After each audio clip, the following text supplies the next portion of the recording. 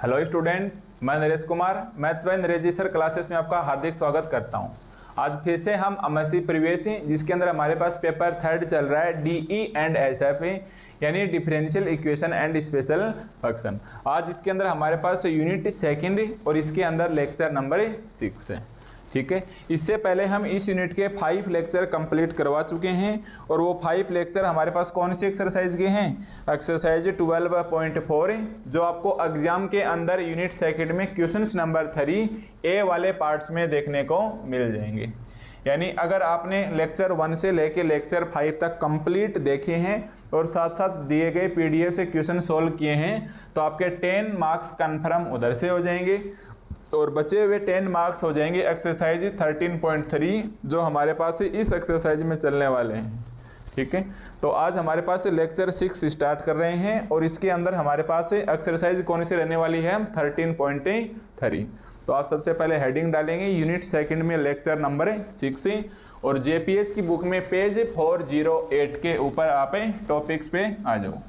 देखो टॉपिक का नाम हमारे पास क्या है? सेपरेशन ऑफ वेरिएबल्स, या मैं हिंदी में अगर मैं बात करूं तो ये चरों का पृथक्करण।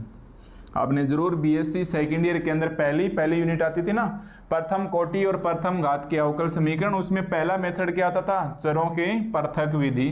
फिर सेकंड आप वहां समघात फलनों द्वारा पढ़ते थे, फिर रेखिक और फिर बर्नौली इत्यादि आता था।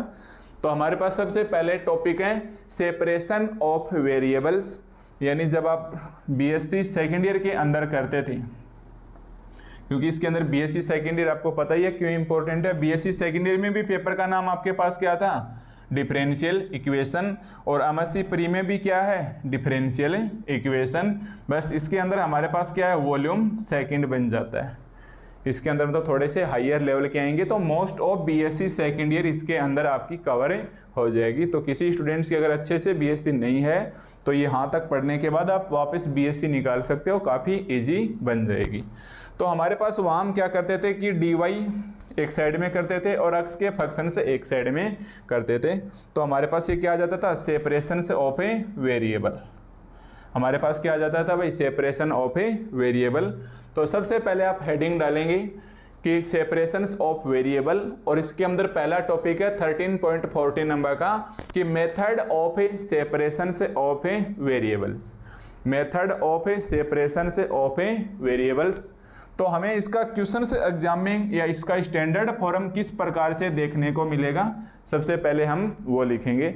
जैसे हमारे पास एक्सरसाइज 12.4 थी, है ना, उसके अंदर हमारे पास क्वेश्चन किस प्रकार से था? R are plus S S plus T T plus f of x Y z p q is equal to 0।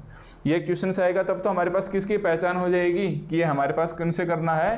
Canonical forms के अंदर। हमें किस मेथड से करना भाई? ये कैनोनिकल फॉर्म्स के अंदर, जो मैं लेक्चर 1 से लेक्चर 5 के अंदर बता चुका हूँ।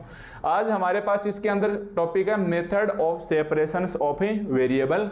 उसका स्टैंडर्ड फॉर्म हमारे पास ऐसे होगा r are plus S S plus T T plus capital P into small p, आज ये और ऐड हो जाएंगे, plus capital Q into small q plus capital Z into small z plus capital Z into small z is equal to F of x y, is equal to F of x y. ये हमारे पास given equation 1 होगी question के अंदर, जहां हमारे पास R S T P Q Z and ये F, इसको भी कैपिटल ही लिख लो, सारे कैपिटल लिखे हैं। तो ये क्या है? हमारे पास फंक्शन से केवल और केवल x एंड y ओनली के। ठीक है, तो हम क्या लिखेंगे? Where capital R capital S, क्या लिखेंगे हम? Where capital R, where capital R capital S T capital P Q Z and F and capital F are function of x and Y only, are functions of x and Y only. ठीक है, पहले तो अपन इस steps को समझेंगे कि हमारे पास केवल और केवल किसके फंक्शंस होंगे, एक्स एंड वाई के। क्योंकि देखो हमारे पास क्या करना है, सेपरेशन ऑफ वेरिएबल, यानी हमें वेरिएबल को अलग अलग सेपरेट करना है। तो एक वेरिएबल तो हम एक्स ले आएंगे और एक वेरिएबल हमें वाई लेके आ जाएंगे। जैसे मान लो क्वेश्चन ऐसे आ जाए हमारे पास है x d y minus y D x is equal to 0। Suppose करो क्वेश्चन ऐसे आ जाए हमारे पास है x d y minus y D x is equal to 0। तो आप इसको ऐसे लिख सकते हो क्या, x d y is equal to y D x, या डी वाई बटा वाई और डी एक्स बाई एक्स। कहने का मतलब इसके अंदर एक्स एक साइड में आ गए और वाई एक साइड में आ गए। तो हम इस इक्वेशन के अंदर इस वेरिएबल को सेपरेट कर सकते हैं। और सेपरेट का मतलब पृथक का मतलब अलग अलग, एक्स एक साइड में आ गए और वाई एक साइड में आ गए। अब आप बताइए अगर मैं ऐसे लिखूं इसके अंदर कि x z d y plus y z d x x y plus x y d z is equal to 0। Suppose करो अगर मैं क्वेश्चन को ऐसे लिख दूं कि देखो अब की बार 3 वेरिएबल्स आ गए, small x small y and small z. तो क्या इसके अंदर आप एक्स को एक साइड ले जा सकते हो, नो। क्या आप y को एक साइड ले जा सकते हो, नहीं, क्योंकि सॉल्यूशंस नहीं होंगे। क्यों, अब की बार इसके अंदर कितने वेरिएबल आ गए, 3 वेरिएबल्स इसके अंदर इंक्लूड हैं। तो पहली बात तो यह है कि जब हमारे पास टॉपिक है सेपरेशंस ऑफ वेरिएबल, इसका मतलब हमारे पास केवल 2 वेरिएबल होंगे, तब ही चांसेस बनेगा कि हम एक्स और वाई को सेपरेट कर सके। जरूरी नहीं कि आप कर ही पाओगे, बट पहली कंडीशन क्या होनी चाहिए, ओनली हमारे पास 2 वेरिएबल्स होने चाहिए।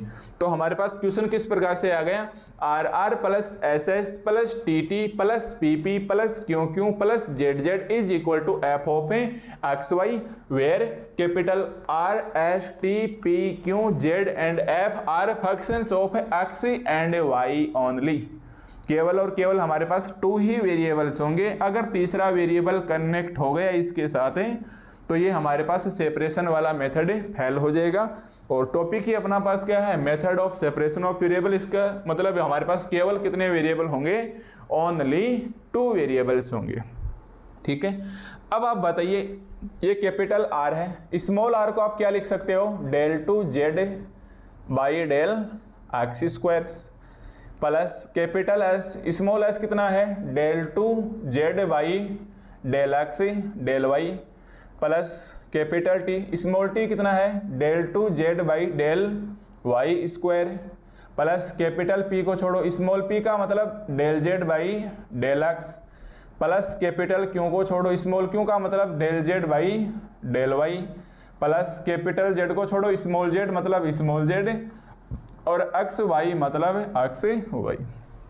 यानी ये भी हमारे पास इक्वेशन 1 है और नीचे वाले भी हमारे पास क्या है, इक्वेशन 1 है। तो आपको पहचान करनी है इसके अंदर इंडिपेंडेंट वेरिएबल कौन से हैं। आपको क्या पहचान करनी है भाई, आपके पास है इंडिपेंडेंट वेरिएबल कौन से हैं।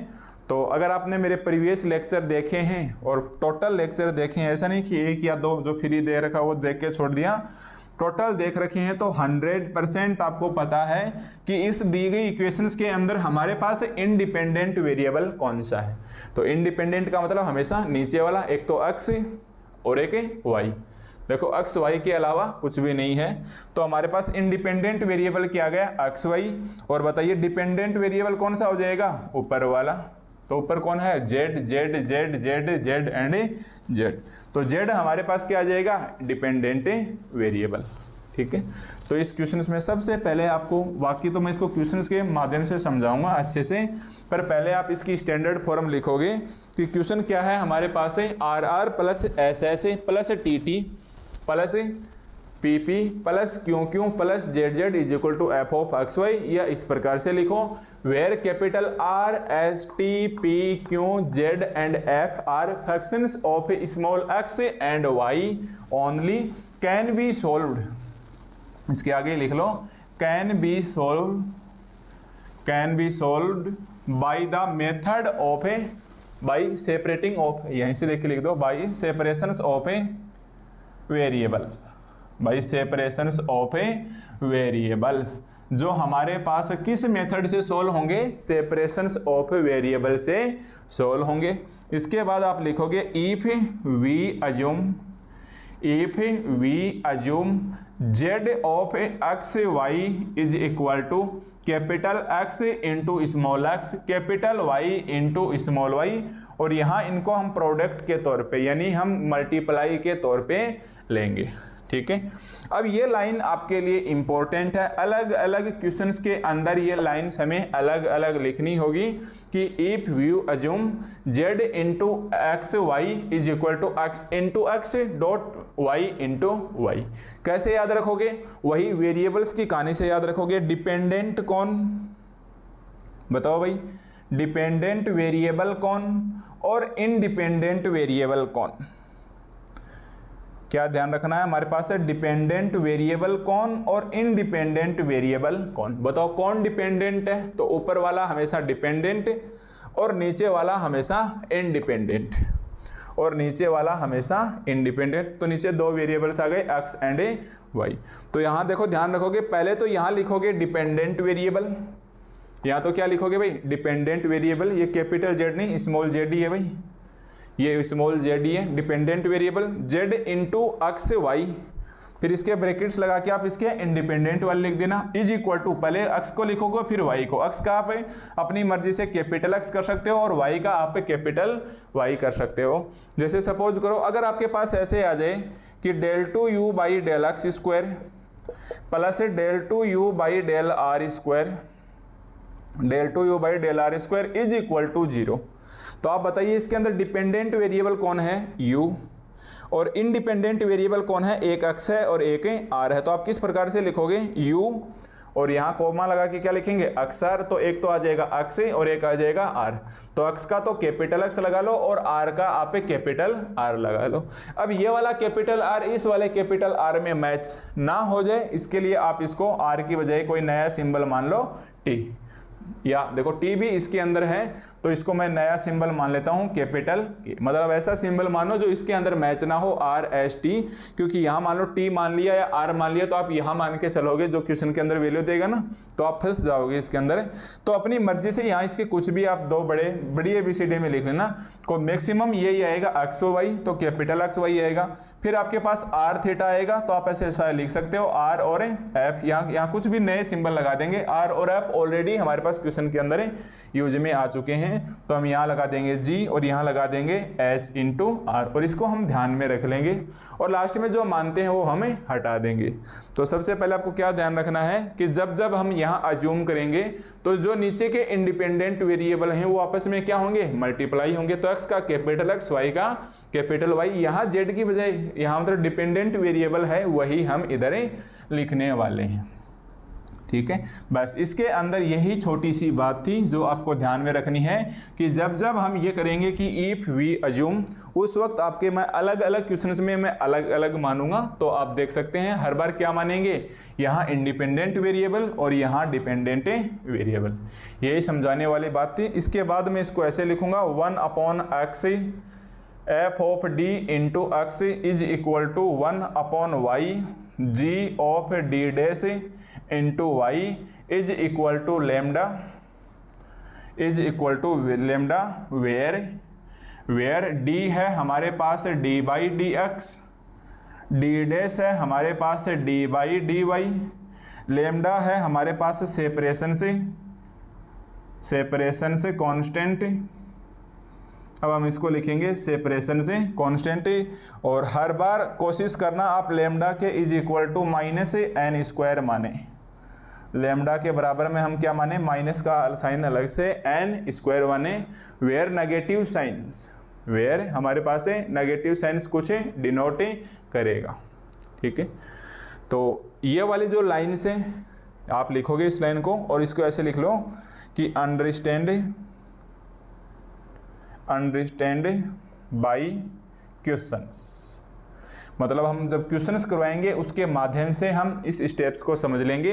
एक बार केवल आपको इतना ध्यान रखना है कि जब जब आपके पास सेपरेशंस मेथड आए तो अपने को क्या करना है, क्वेश्चंस दिया हुआ होगा, कोई दिक्कत नहीं आनी चाहिए। बस यही वाली बात है कि अपने को यहाँ क्या अज्यूम करना है या क्या मान के चलना है। तो हम क्या लिखेंगे, इंडिपेंडेंट वेरिएबल और यहाँ डिपेंडेंट वेरिएबल। फिर डिपेंडेंट के कोष्टक में लगा के दोनों इंडिपेंडेंट लगा देंगे। यहाँ जो छोटे छोटे वेरिएबल आएंगे उसके हम कैपिटल के अंदर लेने वाले हैं, ठीक है। तो ये हमारे पास क्या हो गया, मेथड हो गया, method of separation of variable. इसके आगे ये जो कहानी है ये टोटल बीएससी सेकेंड ईयर की कहानी है जी सरकार। टोटल ये हमारे पास बीएससी सेकेंड ईयर की कहानी है। इसको मैं स्टेप्स बाय स्टेप्स सॉल्व करके आपको बता दूंगा, बस वो मैं डायरेक्ट क्वेश्चन के माध्यम से बताऊंगा। तो आप एक बार केवल इतना सा लिखोगे, एक स्टेप्स ये लिख के छोड़ देना। डी है हमारे पास D Y D X, D dash है हमारे पास डी वाई। फिर मैं आपको इसको करने का शॉर्ट तरीका बताऊंगा जो आपको हमेशा में डायरेक्ट ही लिखना है। तो ये बहुत अच्छे से आपको समझ में आ जाएगा। तो इस लेक्चर में केवल ये समझने के लिए बात थी कि method of separation of variable में जो आप अज्यूम करोगे वो यहाँ इंडिपेंडेंट वेरिएबल का मल्टीप्लाई होगा। फिर एक्स है तो कैपिटल एक्स लिख देंगे, वाई है तो कैपिटल वाई, और एक्स वाई कोष्टक में लगा के यहाँ डिपेंडेंट वेरिएबल लिख देंगे, ठीक है। तो ये हमारे पास एक छोटा सा टॉपिक था 13.14 का, और टॉपिक का नाम हमारे पास क्या हो गया, method of separation of a variable, ठीक है। अब आप हेडिंग डालो नेक्स्ट टॉपिक की 13.15 की, और देखो चेक करो अपनी बुक के अंदर नेक्स्ट टॉपिक क्या दिया हुआ है भाई।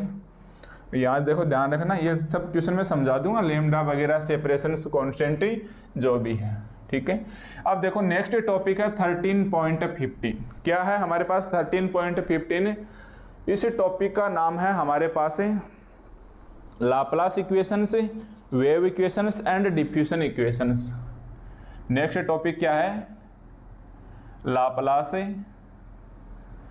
वेव एंड डिफ्यूजन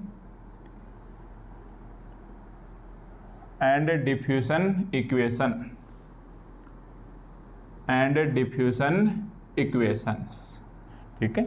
अब इनके हिंदी मीन्स क्या होते हैं ये आपको याद रखने की जरूरत नहीं है, आप तो डायरेक्ट रखो। ये लाप्लास है, ये साइंटिस्ट है, वेव आपने फिजिक्स में जरूर नाम सुना होगा, और इसी प्रकार एक वर्ड्स होता है डिफ्यूजन, और ये हमारे पास पार्ट ऑफ फिजिक्स है।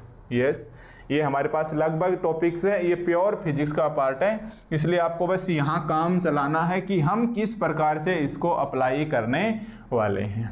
ओके भाई, तो इसके अंदर देखो 3 इक्वेशंस आएंगी हमारे पास, एक तो लाप्लास इक्वेशन आएगी, एक वेव इक्वेशन आएगी, एक हमारे पास डिफ्यूजन इक्वेशन आएगी। और आप ऐसे लिख सकते हो, डिफ्यूजन इक्वेशन को हम हीट कंडक्शन से इक्वेशन से भी कह सकते हैं।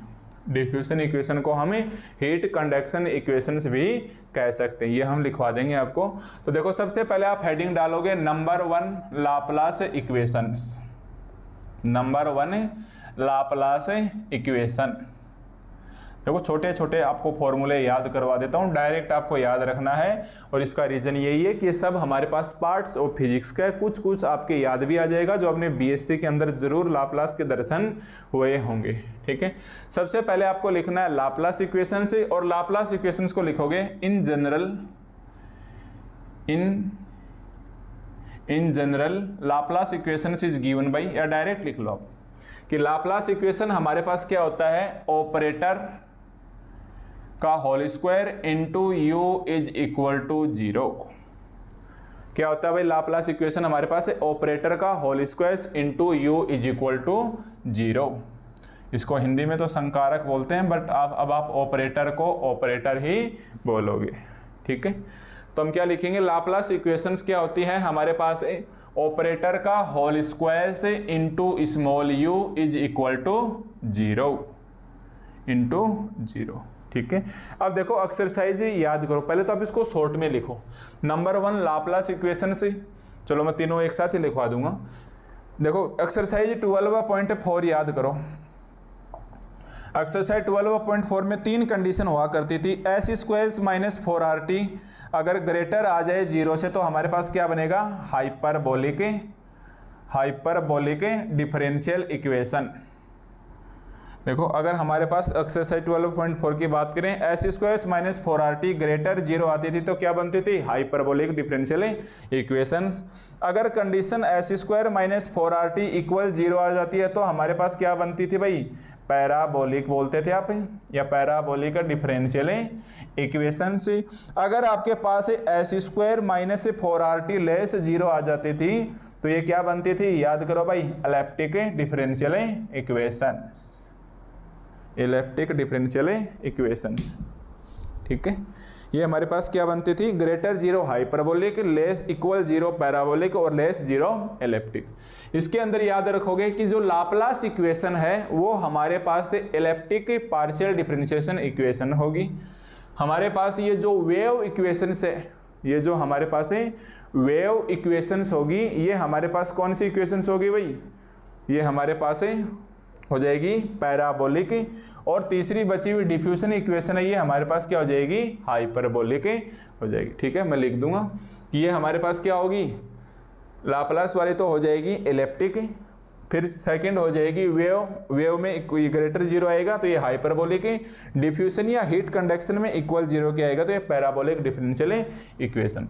तो एक नंबर पे आपको हेडिंग डालनी है लाप्लास इक्वेशंस, और इसका इक्वेशन कैसे होगा, ऑपरेटर का whole square into u is equal to 0, और हम लिखेंगे नोट लगा के, note Laplace equation is, note Laplace equations is elliptic, Laplace equations is elliptic partial differentiation से इक्वेशन, पार्शियल डिफरेंशियल इक्वेशन। हम नोट लगा के क्या लिखेंगे भाई, Laplace equations is elliptical partial से डिफरेंशिएशन से इक्वेशंस। ठीक है, अब मैं अगर आपको याद दिलाना चाहूँ कि आपने फिजिक्स के अंदर ऑपरेटर को किस प्रकार से पढ़ा था, तो शायद आपके याद आ जाए, या बीएससी सेकेंड ईयर के अंदर भी वेक्टर कैलकुलस चलता था, उसको उधर वही होता था कि del 2 by del x square, del 2 by del y square, del 2 by del z square, कुछ इस प्रकार से हमारे पास ऑपरेटर का होल स्क्वायर से हुआ करते था। ठीक है, तो यही हमारे पास क्या बन गया, ऑपरेटर का whole square into u is equal to 0।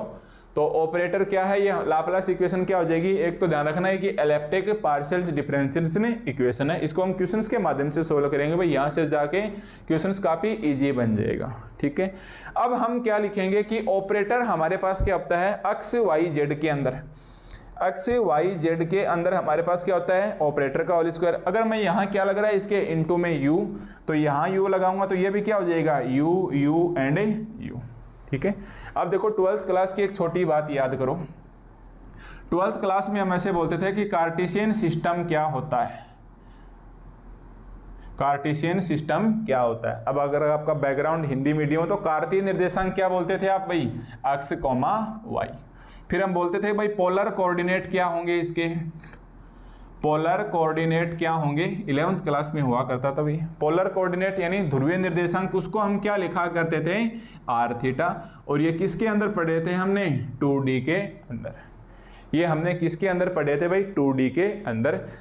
आज हम इसको कन्वर्ट करेंगे 3D के अंदर, आज हम इसको कन्वर्ट करेंगे 3D के अंदर। तो बताइए 3D के अंदर हमारे पास कार्टेशियन सिस्टम कहाँ चला जाएगा भाई, कार्टेशियन सिस्टम में एक्स वाई एंड जेड आ जाएगा। अब पोलर कोऑर्डिनेट 3D के अंदर होगा नहीं, इसके अंदर होगा हमारे पास सिलेंडर पोलर कोऑर्डिनेट। देखो अगर मैं बोलूं कि पोलर कोऑर्डिनेट, अगर मैं बोलूं कि पोलर कोऑर्डिनेट, तब तो आप क्या बोलोगे, केवल आर थीटा। अगर इसको 3D में बनाएंगे तो बताओ 3D के अंदर ही होता है क्या, सिलेंडर। अरे सिलेंडर जो अपने घर पे रखा हो तो किसके अंदर होता है, 3D के अंदर, तो तीसरी एक्सिस और आ जाएगी ना। अरे सिलेंडर ऐसे तो होता है हमारे पास है कि एक चली गई हमारे पास है, ये तो एंगल आ जाएगा आर थीटा, और ये चली गई हमारे पास है जेड एक्सिस। यानी अगर हम सिलेंड्रिकल पोलर कोऑर्डिनेट पढ़ेंगे तो ये हमारे पास क्या आ जाएगा, आर थीटा जेड आ जाएगा। या फिर सिलेंडर की बजाय हम अगर स्पेरिकल लगा दें, स्पेरिकल, स्पेयर यानी गोला, गोला भी हमारे पास किसके अंदर होता है, 3D के अंदर है, तो उसके अंदर आर थीटा और फाई आएगा।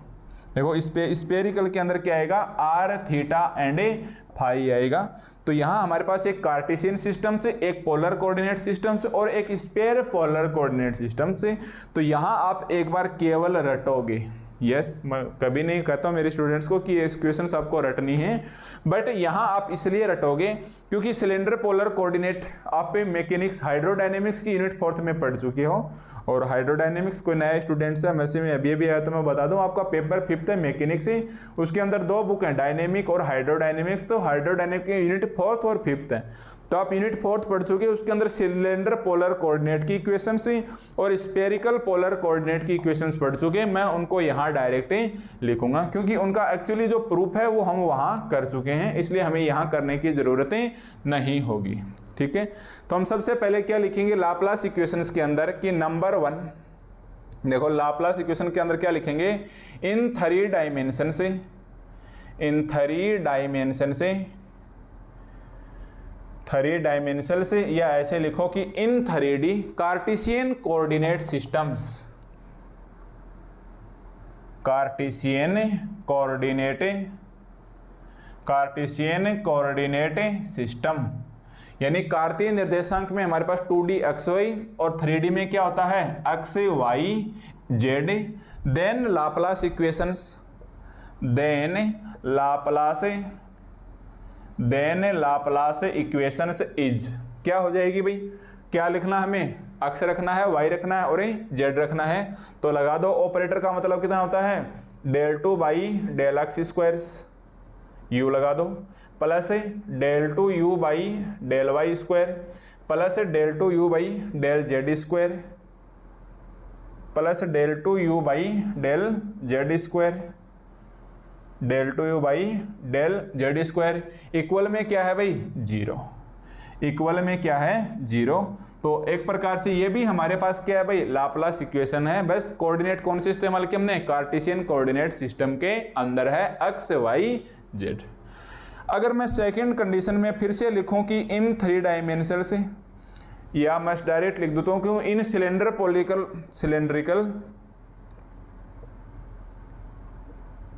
Cylindrical polar coordinates, cylinder polar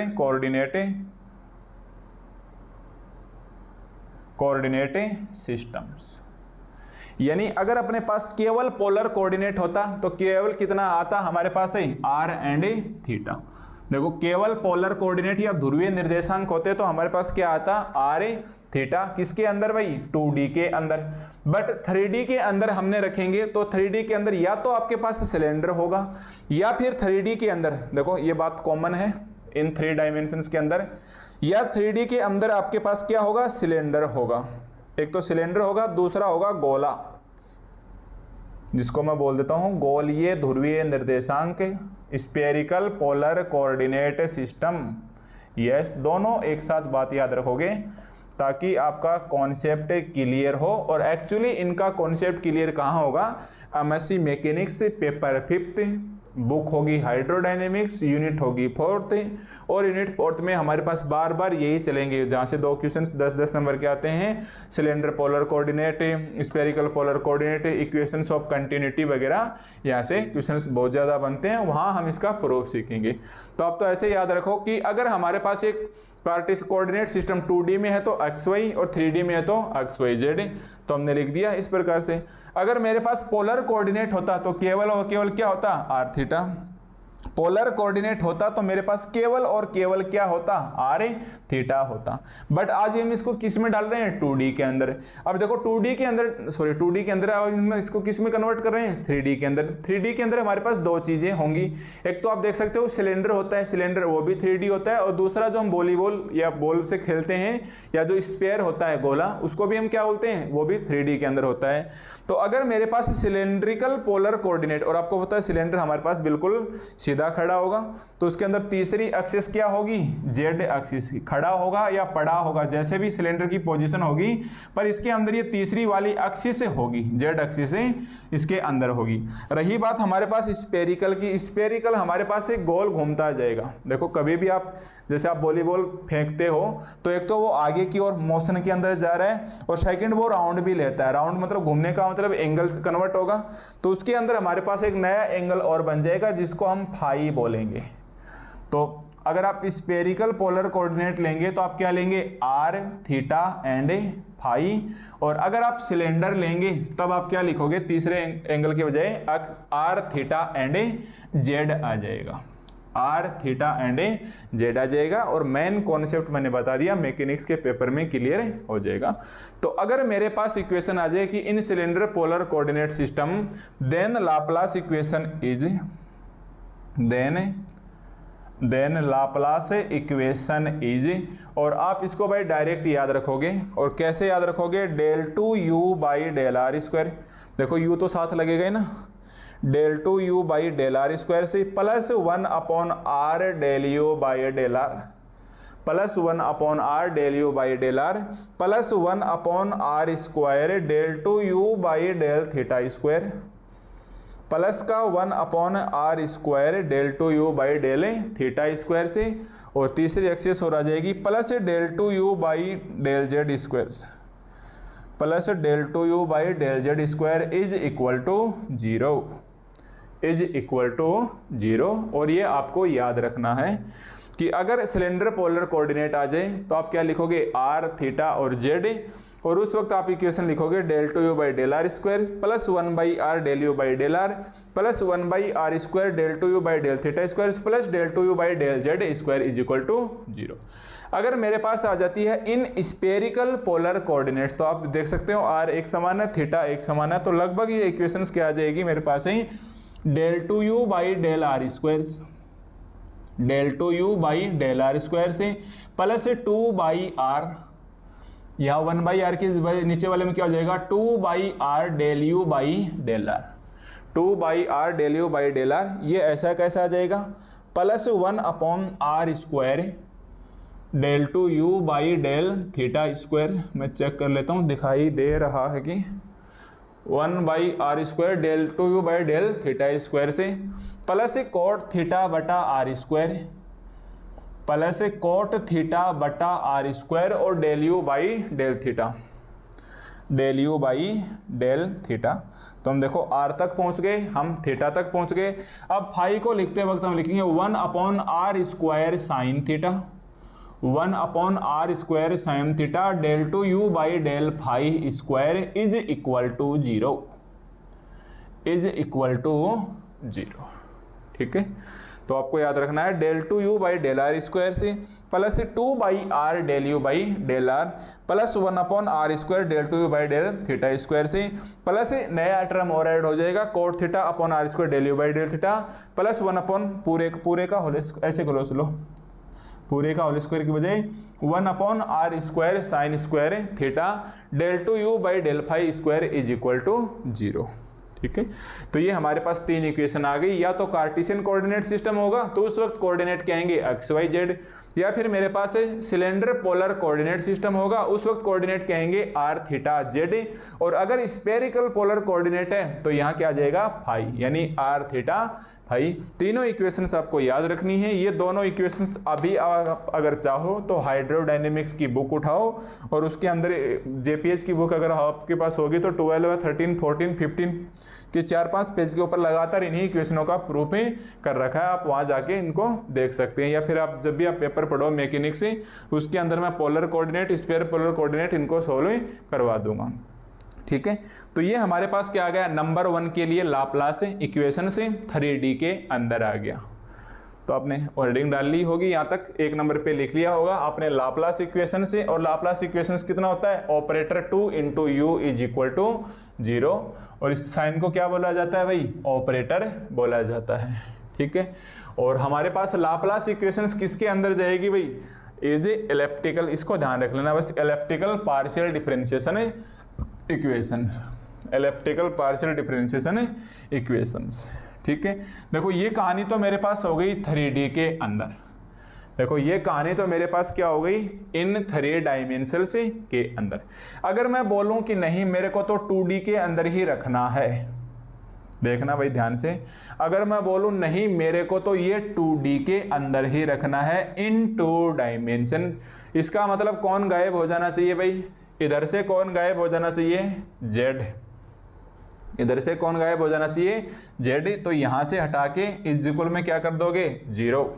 तो ये मेरे पास कितनी आ जाएगी, कार्टेशियन कोऑर्डिनेट सिस्टम्स अगर 2D में है तो Laplace equation is del 2u by del x square plus del 2u by del y square is equal to 0, और ये हमारे पास है हार्मोनिक इक्वेशन कहलाती है।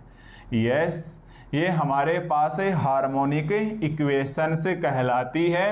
अगर आप बीएससी फाइनल का पढ़ा हुआ याद है तो कॉम्प्लेक्स के अंदर हमारे पास ये इक्वेशन आया करती थी हार्मोनिक, जहाँ शायद इसको हिंदी में परसंवादी फलन वगैरह बोला करते थे, ध्यान में नहीं है, बट ये हार्मोनिक इक्वेशंस के नाम से जानी जाती थी। del 2u by del x square plus del 2u by del y square से इज इक्वल टू 0। ठीक है, अब अगर सिलेंडर को आप सिलेंड्रिकल पोलर कोऑर्डिनेट को 2D में लोगे, वो 2D में ले नहीं सकते, तो हमारे पास अगर 2D में लेना तो कोई एक एक्सिस को 0 करो, तो हम क्या बोलेंगे भाई, z इज इक्वल टू 0। तो आप बताइए z इज इक्वल टू 0 होगी।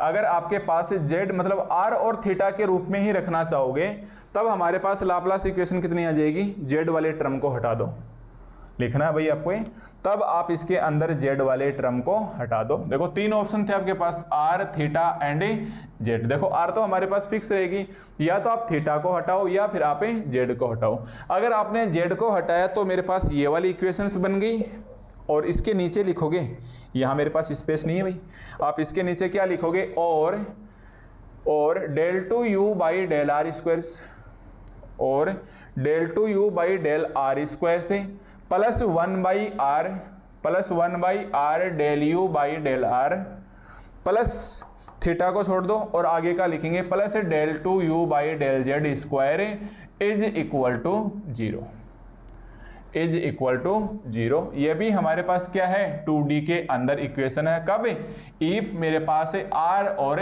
z बचे, और इसको बोलते हैं इन एक्सिस सिमेट्री के केसेस, मतलब एक्सिस सिमेट्री के केसेस, यानी एक्सिस एक दूसरे के क्या हो, सिमेट्री के हो। समझ गए ना भाई, क्योंकि सिलेंडर पोलर कोऑर्डिनेट किस प्रकार से हुआ करते थे आपके पास है, del 2u by del r square से plus 1 by r del u by del r plus 1 upon r square del 2u by del theta square से। अभी हमने लिखा था ना 3D के अंदर del 2u by del z square is equal to 0। देखो ये हमने लिखा था लाप्लास 3D के अंदर, जब ये मेरे पास सिलेंडर पोलर कोऑर्डिनेट हो। तो 2D के अंदर डालोगे तो या तो आप z को 0 करोगे या आप थीटा को 0 करोगे। अगर आप z को 0 करोगे तब तो मेरे पास ये वाली इक्वेशन बचेगी, देखो del 2u by del r square से plus 1 by r del u by del r plus 1 by r square del 2u by del theta square से, और ये 0 हो गया, इज इक्वल टू 0। या फिर दूसरी कंडीशन है, नहीं आप थीटा वाले पार्ट्स को 0 करो, तो इसके अंदर से आप थीटा वाले पार्ट्स को खड़ा जाओ, तो ये कितना बच गया, del 2u by del r square plus 1 upon r del u by del r plus del 2u by del z square is equal to 0। और आपको लिखना कहाँ, ये जस्ट इस 2 वाले के यहाँ लिखना है बीच में से, ठीक है। और तीसरी कंडीशंस क्या है, अगर इसके अंदर 2D हमारे पास 0 के अंदर चला जाए, सोच के देखो, अगर मेरे पास इसके अंदर 2D के अंदर चला जाएगा तो आप इसके अंदर फाई को खा जाओ, r और थीटा छोड़ो, तो ये वाली टर्म हटा दो, ठीक है। तो इसके इक्वल में क्या आ जाएगा, 0। तो अगर मेरे पास स्फेरिकल पोलर कोऑर्डिनेट सिस्टम को 2D की नज़र से देखा जाए तो इक्वेशन क्या बनेगा, बस फाई वाले की टर्म को आप हटा दो और ये सेम इक्वेशंस मेरे पास ऐसी की ऐसी लिखी रहने दो, ठीक है भाई। तो ये हमारे पास क्या था भाई, लाप्लास का इक्वेशंस था, जो आपको ध्यान में रखना है। वो अलग बात है कि मैं क्वेश्चंस में डायरेक्ट आपको बताऊंगा और याद रखने का तरीका बता दूंगा, बट पहले आप हर टॉपिक की तरह इसके भी कॉन्सेप्ट सीखो ताकि आपके कॉन्सेप्ट क्लियर हो।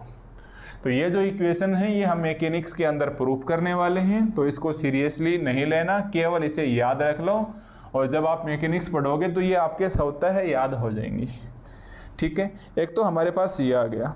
अब देखो नेक्स्ट क्या आएगी, ये तो हो गया लाप्लास इक्वेशंस। सेकंड हमारे पास आएगी वेव इक्वेशंस। यस, सेकंड हमारे पास क्या आएगी भाई, वेव इक्वेशंस। तो अब आप 2 नंबर पे हेडिंग डालो, वेव इक्वेशंस। 2 नंबर पे अब हम क्या हेडिंग डालेंगे, वेव इक्वेशंस।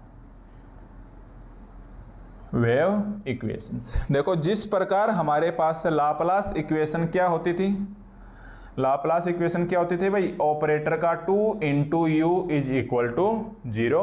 इसी प्रकार हमारे पास वेव इक्वेशंस क्या होगी, तो सबसे पहले आप लिखोगे वेव इक्वेशन को ऑपरेटर का whole square into psi, operator का whole square into psi is equal to 1/c square del two psi by del T square. आप डायरेक्ट इस इक्वेशंस को लिखोगे, ये पार्ट फिजिक्स का है इसलिए यहाँ समझने की कोशिश भी मत करना। तो बस इसे तो डायरेक्ट याद रखो कि जब जब हमारे पास वेव इक्वेशंस पूछी जाए तो आपको क्या लिखना है कि ऑपरेटर का whole square is equal to psi is equal to 1/c square del two psi by del T square, del two psi by del t squares. ठीक है, अब देखो इसके साथ हम थोड़ा चेंजमेंट करते हैं। क्या मैं इसको ऐसे लिख सकता हूं कि ऑपरेटर का whole square minus 1/c square del two by del T square, del two by del T square. ये ठीक उसी प्रकार जैसे हम कल एक्सरसाइज 12.4 में ऑपरेटर निकाला करते थे। किस प्रकार ऑपरेटर निकाला करते थे भाई, जैसे del z by del x में हमारे पास क्या था, del z by del xi into del xi by del x plus del z by del eta और del eta by del x. तो फिर हमने जेड को कॉमन लेके ऐसे लिखा था, देखो ये जेड यहाँ से बाहर आ गया तो ये कितना बचेगा, del z by del x del by del xi plus del eta by del x del by del eta, और बाहर हमने क्या ले लिया था जेड, तो जेड से जेड कैंसिल किया तो एक प्रकार से डेल बाई डेल एक्स का ऑपरेटर क्या गया हमारे पास है del xi by del x del by del xi plus del eta by del x del by del eta. ठीक, ये जाई ईटा पिछले वाले लेक्चर में बहुत अच्छे से करवा चुका हूँ, उम्मीद है आपने वहाँ देख लिया होगा। तो मैं इसको इधर लेके आ सकता हूँ क्या, साई मतलब साई से साई आप काट दो, यानी आप साई से साई कैंसिल कर दो, इसको इस साइड में लेके आओ। अब ये जो सिंबल बचा एक प्रकार से कितना बचा भाई, ऑपरेटर का whole square minus 1/c square del two by del T square. इसको हम किससे डिनोट करेंगे, इसको हम डिनोट करेंगे, 4 बॉक्स लगाना है, मतलब आपको एक स्क्वायर बनाना है, यानी आपको एक छोटा वर्ग बनाना है। इसको हम किसके बराबर करेंगे, तो अब इसको हम बोलेंगे क्या, ऐसे तो नहीं बोल सकते ना कि एक ऑपरेटर है, ऑपरेटर का साइन तो ये है, तो आप ऐसे बोल देना कि एक स्क्वायर है, यानी एक वर्ग का होल स्क्वायर से, और 3 बराबर के साइन लगाने का मतलब ये इसके बराबर नहीं है, ये जो ऑपरेटर बचा इसको हम एक सिंबल से प्रदर्शित करेंगे। और ये इसके अंदर 4 लाइनें होगी, देखो 1 2 3 और 4। इसको वास्तव में ऐसे लिखना चाहिए हमें 1 2 3 और 4, बट बुक्स में क्या क्या आप ऐसे लिखते लिखते आराम से आप इस प्रकार से इसको कर दोगे। इस 4 का मतलब क्या है, हमारे पास 1 लाइन 2 लाइन मतलब डायरेक्शन है, first direction, second direction, third direction और 4th डायरेक्शन से। तो आप इस सिंबल को ऐसे लिखो 4 डायमेंशन, 4 डायमेंशन। ठीक है, इस सिंबल को हम क्या नाम लेके चलेंगे, 4 डायमेंशनल। अब देखो ये आपका बुक वाले ने तो क्या किया कि अब उसको तो कंप्यूटर से छापना है तो उनके हल्के बार से ऐसे छाप दिया। ठीक है, और वास्तव में होता है ऐसे 1 2 3 और 4। तो आप इसको एक प्रकार से ऐसे मैच कर ही लेना, क्योंकि बाद में भी तो होगा, इससे अच्छा है आपका पहले से ही मैच ही हो जाए। ठीक है, तो कहने का मतलब आप इसको बोलोगे एक छोटा सा हमने वर्ग बना लिया और उसका हमें क्या निकालना है, होल स्क्वायर निकालना है, और इसका मतलब क्या हो गया भाई, 4 डायमेंशन हो गई। अब आपका दिमाग ऐसे काम करेगा कि चौथी डायरेक्शन कौन सी होगी, तीन डायरेक्शन का तो नाम हमने सुना था, तो मैं आपका जानकारी के लिए बता दूं, एक्स वाई हमारे पास है 2D, एक्स वाई जेड हमारे पास है 3D, और अगर आपका फिजिक्स में पाला पड़ा है तो एक्स वाई जेड और टी चौथा टाइम डायरेक्शन हम टाइम का मान के चलते हैं, वो होता है हमारे पास है 4D या 4 डायमेंशनल। ठीक है, अगर पाला नहीं पड़ा इस चीज से, theory of relativity, theory of, Hindi में क्या बोलते हैं मेरे को नहीं पता, पर इंग्लिश में बोलते हैं थ्योरी ऑफ रिलेटिविटी, उसके अंदर आपने एक्स वाई जेड और टी पढ़ा था। और अगर आपने नहीं पढ़ा तो कोई बात नहीं, ये जो रिलेटिविटी है इस नाम से हमारे पास है एमएससी फाइनल, आप बहुत जल्द एमएससी फाइनल में आने वाले हो, उसके अंदर पूरा एक पेपर होगा रिलेटिविटी एंड कॉस्मोलॉजी। तो उसके अंदर हमारे पास पहले ही लेक्चर से ये स्टार्ट हो जाएगा कि देखो चौथी डायरेक्शन क्या आएगी, मतलब हम वहां बात करेंगे 4D की, तो ये सिंबल आपके पास कहीं ना कहीं फिर से एक टाइम के अकॉर्डिंग रिपीट हो जाएगा और ये कंडीशंस भी आपको वहां देखने को मिल जाएंगी। तो ये हो गया आपके लिए थोड़ा सा एडवांस इस एमएससी फाइनल के अंदर, बट आपको एक बार अपने इस एमएससी प्रीवियस के अंदर काम चलाना है। और वेव इक्वेशन को कैसे लिखना है, ऑपरेटर की बजाय आप इसको क्या बोलोगे, एक वर्ग का होल स्क्वायर, या आप ऐसे बोल देना भाई 4 डायमेंशन का whole square is equal to operator square से -1/c। देखो टाइम का आ गया ना t, देखो ये ऑपरेटर है, पहले तो ये देखो ऑपरेटर, ऑपरेटर का मतलब कितना होता है भाई, del 2 by del x square, del 2 by del y square, del 2 by del z square, और इसको लिखेंगे 1 minus c square del 2 by del t square. बताओ कितने इंडिपेंडेंट वेरिएबल आ गए, 4, x y z और t।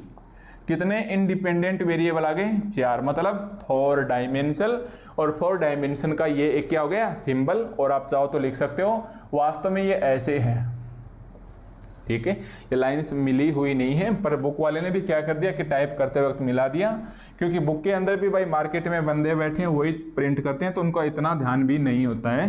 तो अगर सही राइटर्स की बुक आपके हाथ लगेगी तो उसके अंदर ये इस प्रकार से देखने को मिल जाएगा। और कंप्यूटर वाले ने क्या किया, इसको बिल्कुल लाइट लिख दिया, हमारा जैसे हल्के मार्कर से लिख रहा हूँ या आप हल्के पेन से लिखोगे उस हिसाब से लिख के इनको बता दिया, ठीक है। तो ये हमारे पास क्या बन गई, वेव इक्वेशन। कहने का मतलब अब मैं इस वेव इक्वेशन को क्या लिख सकता हूं, IE। क्या मैं इस वेव इक्वेशन को ऐसे लिख सकता हूं, देखो का whole square into psi is equal to 0। लिख सकता हूं कि नहीं लिख सकता भाई, क्योंकि ये टोटल किसके बराबर है, साई के। तो अगर मैं इसके यहाँ साई लगाऊं तो यहाँ भी क्या लगाना होगा, साई। कहने का मतलब फर्क ध्यान में रखना है, ऑपरेटर का whole square u is equal to 0 क्या बन जाएगा, लाप्लास, और 4 डायमेंशनल का होल स्क्वायर इंटू साई क्या बन जाएगा, वेव इक्वेशन। फिर हम पढ़ेंगे थर्ड वाली, डिफ्यूजन। तो मेरे हिसाब से यहाँ तक कोई दिक्कतें नहीं आनी चाहिए। तो फिर इसके अंदर भी आप नोट लगा के क्या लिखोगे कि वेव इक्वेशन इज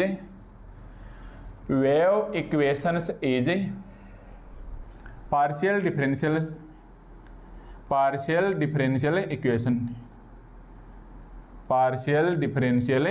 इक्वेशंस। बताओ भाई लाप्लास हमारे पास क्या बनी थी, लाप्लास इक्वेशन थी, वो तो बनी थी एलिप्टिक पार्शियल डिफरेंशियल इक्वेशन से। और हमारे पास वेव इक्वेशंस क्या बन जाएगी, ये बन जाएगी हाइपरबोलिक, ये बन जाएगी हाइपरबोलिक पार्शियल डिफरेंशियल इक्वेशंस। मैं लास्ट में एक बार इसको फिर रिवाइज कर दूंगा, भले ही से अपना लेक्चर कितना भी लंबा क्यों ना चला जाए, ठीक है। तो ये हमारे पास क्या आ गया, wave equations is a hyperbolic partial differential equations, ठीक है। लाप्लास की तरह इसको भी हम 3D के अंदर लिखेंगे, और इसको अब मैं अगर बुक से देख के लिख दूं तो आपके लिए तो छोड़ो, मेरे लिए भी ठीक होगा, क्योंकि इसके अंदर आपको कुछ इक्वेशन से रटनी है। तो इसके लिए हम क्या लिखेंगे, 3 डायमेंशनल्स लिखो मेरे साथ साथ है। इसके अंदर क्या लिखेंगे, 3D या 3 dimensional wave equations, 3 dimensional wave equations in Cartesian coordinate.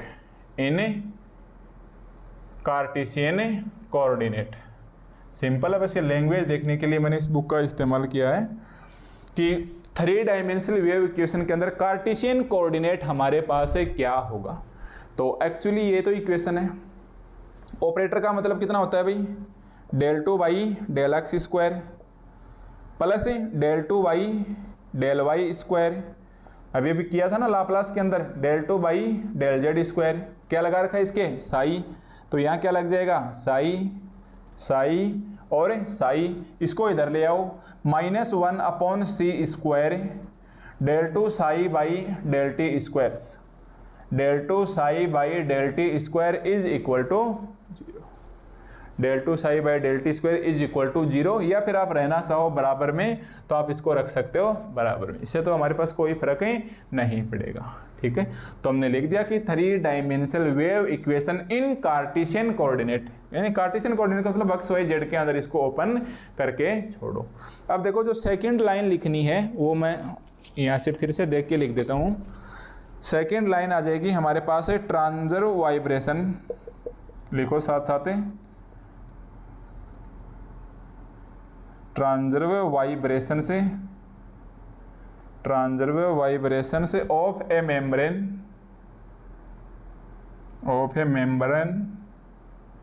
Are govern by the two dimensional wave equations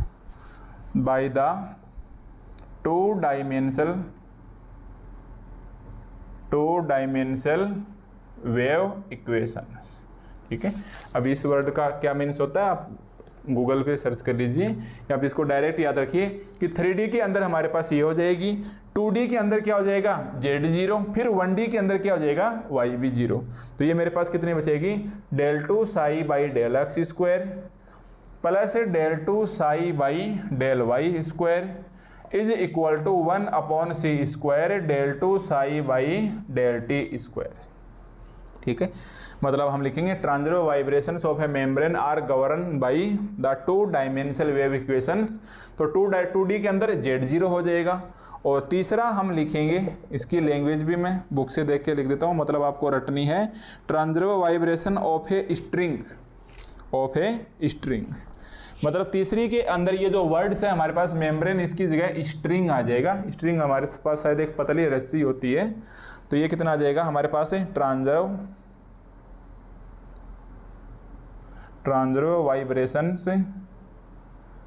vibrations of a string are govern by the one dimensional wave equations. One dimensional तरीका बताऊंगा मैं याद रखने का इनको।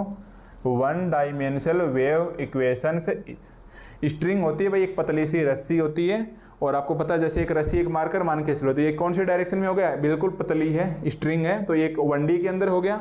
और membrane कुछ ऐसी चकती वगैरह होती है जो 2D के अंदर होती है, और ये 3D। कहने का मतलब वेव इक्वेशन 3D के अंदर तीनों अक्ष y z रखो, 2D के अंदर z को खा जाओ, और 1D के अंदर y और z को खा जाओ। तो 1D के अंदर कितना बचेगा ये हमारे पास है del 2 psi by del x square से is equal to 1 upon c square del 2 psi by del t square. ठीक है, और याद रखने का तरीका, मेम्ब्रेन स्ट्रिंग के चक्कर में मत पड़ना, आपको तो ऐसे देगा wave equation in 1D। 1D के मतलब ओनली अक्ष आगे सेम रहेगा, 2D के मतलब अक्ष और y आगे सेम रहेगा, 3D का मतलब del 2 psi by del x square plus del 2 psi by del y square plus del 2 psi by del z square is equal to आगे वाली वैल्यू हमारे पास है एक समान रहने वाली है। ठीक है, तो ये हमारे पास वेव इक्वेशन है। दूसरा इसके अंदर ध्यान में रखने वाली क्या बात है, वेव इक्वेशन हमारे पास है हाइपरबोलिक है। क्या ध्यान रखोगे दूसरा भाई, हमारे पास है वेव इक्वेशंस क्या है, हाइपरबोलिक है। ठीक है, तो ये हमारे पास हो गया वेव इक्वेशंस। अब हम पढ़ेंगे थर्ड नंबर के ऊपर। थर्ड नंबर पे हमारे पास आ जाएगा डिफ्यूजन्स। थर्ड नंबर पे क्या आ जाएगा, हाँ भाई हमारे पास है डिफ्यूजन इक्वेशन। तो अब आप हेडिंग डालोगे नंबर थर्ड डिफ्यूजन इक्वेशंस, या इसका दूसरा नाम है हीट कंडक्शन, या उसका दूसरा नाम है हीट कंडक्शन इक्वेशंस, या इसका सेकंड नाम क्या है, हीट कंडक्शन इक्वेशंस। इसको आप बिल्कुल सीधा याद रखो, इसको आप याद रखोगे ऑपरेटर का whole square into theta, operator का whole square into theta is equal to 1 upon small k del theta by del t. इसको आप डायरेक्ट याद रखो, ऑपरेटर का whole square into theta is equal to 1 by single k है, whole square मत कर देना, इंटू में del theta by del t. ठीक है, कभी कभार इसको ऐसे भी लिखा जाता है कि del 2 z by del T square, del 2 z by del T square is equal to 1 upon k del z by del t. Yes, कभी कभार इसको क्या लिखा जाता है, del 2 z by del, sorry operator चल रहा है ना यहाँ, टी तो यहाँ आएगा, इसको लिखा जाता है कभी कभार del 2 z by del x square से is equal to 1 upon k del z by del t. जब ये मेरे पास वन डायमेंशन के अंदर काम करेगा, हीट कंडक्शंस का रूल्स लगता है, फिजिक्स में आपका जरूर कभी ना कभी पढ़ा हुआ होगा। तो इस इक्वेशंस को हम एक बार हल्का सा ऐसे टिक कर लेते हैं, कभी कभार क्वेश्चंस में आएगा तो हम इसको काम में लेंगे। पर मेन बात क्या है, ऑपरेटर का whole square into theta is equal to 1/k del theta by del T. और डिफ्यूजन इक्वेशन हमारे पास क्या हो जाएगी भाई, नोट लगा के इसके अंदर भी लिखोगे कि नोट ए डिफ्यूजन इक्वेशन से और हीट कंडक्शन इक्वेशन से इज पैराबोलिक आ गया, सॉरी इलिप्टिक आ गया, हाइपरबोलिक आ गया, तो ये क्या हो जाएगा, पैराबोलिक हो जाएगा। ये हमारे पास क्या हो जाएगी भाई, पैराबोलिक पार्शियल डिफरेंशिएशन इक्वेशन। तो इसको आप सीधा याद रखोगे। बाकी हम क्वेश्चन के तरह आपने पढ़े होंगे लेक्चर 1 से 5 में, किसी भी क्वेश्चन में कोई दिक्कत नहीं आएगी। ठीक उसी प्रकार हम इसके क्वेश्चंस करेंगे नेक्स्ट लेक्चर में, तो हमारे पास कोई भी प्रॉब्लम्स क्रिएट नहीं होने वाली है। ठीक है, तो हमारे पास कोई भी प्रॉब्लम्स क्रिएट नहीं होने वाली है। अब देखो इस टॉपिक को हम बिल्कुल शॉर्ट में कैसे याद रखेंगे, तो देखो ध्यान देना, 3 इक्वेशन है, लास्ट में ऐसे लिख लेना, वैसे ही नोट लगा के रफ वर्क, ताकि आपके ये अच्छे से रिमेंबर हो जाए। यहाँ क्या लिखोगे, लाप्लास इक्वेशन, यहाँ आप क्या लिखोगे भाई, लाप्लास इक्वेशंस। सेकंड नंबर पे आप क्या लिखोगे, वेव इक्वेशंस। सेकंड नंबर पे आप क्या लिखोगे, वेव इक्वेशन से। थर्ड नंबर पे आप क्या लिखोगे, डिफ्यूजन इक्वेशन से, या फिर हीट कंडक्शन इक्वेशन, या फिर हीट कंडक्शन इक्वेशंस। ठीक है, याद रखने के लिए सबसे पहले आप ऐसे याद रखोगे कि एक्चुअली ये तो होता है हमारे पास s² minus 4RT is equal to 0, और इसका मतलब ये क्या हो जाएगा भाई, पैराबोलिक हो जाएगा। इसका मतलब ये हमारे पास क्या हो जाएगा, parabolic partial differentiation equations. Wave equation को याद रखोगे कि s² माइनस 4RT ग्रेटर 0 होती है, इसका मतलब ये हमारे पास क्या बन जाएगा भाई, हाइपरबोलिक। तो ये क्या बन जाएगा, actually hyperbolic partial differentiation equations. और लाप्लास के अंदर हमारे पास नेगेटिव होता है, और ये हमने एक्सरसाइज 12.4 के अंदर बताई थी। अगर इलिप्टिक नेगेटिव होता है तो ये क्या आ जाएगा हमारे पास है, इलिप्टिक पार्शियल डिफरेंशिएशन इक्वेशंस आ जाएगा। ठीक है, एक तो आपके पास ये वाली कंडीशंस होगी कि भाई कौन सा पैराबोलिक है, कौन सा हाइपरबोलिक है, कौन सा इलिप्टिक है। अगर आपके अंदर कोई student second grade first grade की तैयारी कर रहा है तो उसके अंदर कॉलेज लेवल के लिए एक मैकेनिक्स पार्ट भी चलता है, उसके अंदर कहीं ना कहीं ये काम की चीज़ है। ठीक है, कि वेव इक्वेशंस, लाप्लास इक्वेशंस और डिफ्यूजन इक्वेशंस केवल फर्स्ट ग्रेड के लिए काम के लिए, सेकंड ग्रेड वालों के लिए नहीं है। इसका इक्वेशन कैसे याद रखोगे, ऑपरेटर का whole square into u is equal to 0, और इसके अंदर 4 डायमेंशन का whole square into psi is equal to 0, और इसके अंदर ऑपरेटर का whole square into theta is equal to 1/k del theta by del T. इसके अंदर आप क्या लिखोगे, ऑपरेटर का whole square into theta is equal to 1/k del theta by del T. अब ये जो 4 डायमेंशन है वास्तव में इसका सिंबल किस प्रकार से है, ऑपरेटर का whole square minus 1/c² del 2 by del T square, del 2 by del T square. ठीक है, तो मोटा मोटा हमें इस प्रकार से याद रखना है। अब इसके इक्वेशंस बनेंगे 3D के अंदर। 3D के अंदर अगर Cartesian coordinate system x y z है तो ये कितना बचेगा भाई, del 2u by del x² plus del 2u by del y² plus del 2u by del z² is equal to 0। अगर मैं इसको 2D के अंदर ले लेता हूं तो ये कितना बचेगा, del 2u by del x² plus del 2u by del y² is equal to 0, जो हमारे पास हार्मोनिक इक्वेशन के नाम से जाना जाएगा। ठीक है, इसी प्रकार इसका इक्वेशन क्या हो जाएगा,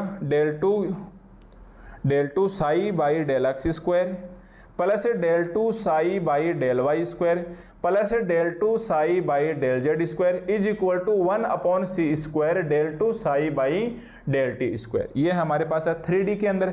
अगर मैं 2D के अंदर करूंगा तो आप इसको हटा दो, और इसको हम क्या बोलेंगे, मेम्ब्रेन, क्या बोलेंगे, ट्रांसवर्स वाइब्रेशंस ऑफ है मेम्ब्रेन गवर्न बाई 2 डायमेंशंस।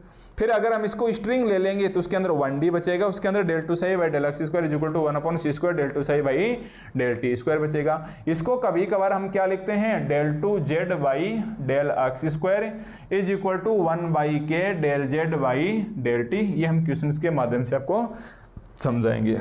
अब इसका ध्यान रखना है लाप्लास वाले का कि एक्स वाई जेड के बजाय अगर आर थीटा और जेड के अंदर हो तो इसको हम क्या बोलेंगे, सिलेंड्रिकल पोलर कोऑर्डिनेट।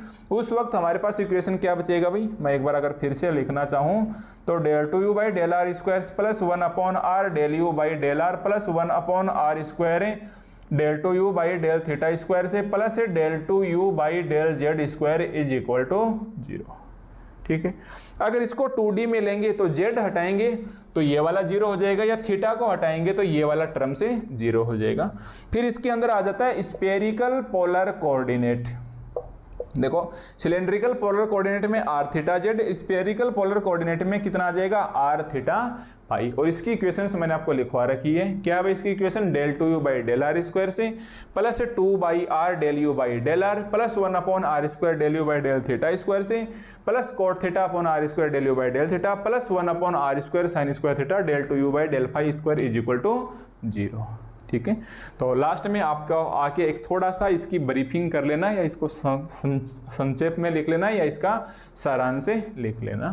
तो आज के लेक्चर में वैसे हमारे पास कुछ खास नहीं था, 2-4 बातें थी, फिजिक्स की रटी रटाई डायरेक्ट इक्वेशंस लिखे हैं और इस लेक्चर को कंप्लीट कर दिया। बट इस लेक्चर में को पूरा कंप्लीट अगर आपने यहाँ तक देख लिया और अब इस वक्त मेरी बात सुन रहे हैं तो आपके कुछ कॉन्सेप्ट्स क्लियर हो गए। जैसे एक तो 4 डायमेंशंस वाला जो आगे चल के आपको जस्ट एमएससी प्रीवियस की बजाय एमएससी फाइनल के अंदर आने वाली है, पेपर आएगा वहाँ रिलेटिविटी एंड कॉस्मोलॉजी नाम से, तो वहाँ पहले दिन से चल जाएगा X Y Z T 4 dimensional के क्वेश्चन चलेंगे। ठीक है, तो एक तो इसका कॉन्सेप्ट क्लियर हो जाएगा जो हम वहाँ डायरेक्ट ऑपरेटर उठा के इसको काम में लेंगे। बाकी आपके पास वेव इक्वेशन, लाप्लास इक्वेशन से हीट कंडक्शन इक्वेशन, ये सब फिजिक्स के रूल हैं। अगर आप बीएससी के अंदर कहीं आपके पास हीट कंडक्शन इक्वेशन आई है तो आपने जरूर इन दोनों इक्वेशंस के दर्शन किए हैं।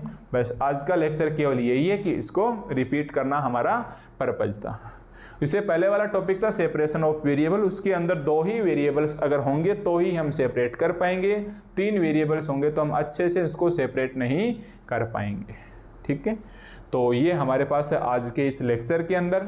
नॉर्मल सी बात थी, कुछ बुक में लिखा हुआ था, लगभग सेम टू सेम मैंने वही लिखा है, बट मेरे हिसाब से मैंने लैंग्वेज को थोड़ा बहुत अच्छे से समझा दिया है। अब आपको नेक्स्ट लेक्चर में मिलेंगे तो एक्सरसाइज 1-3।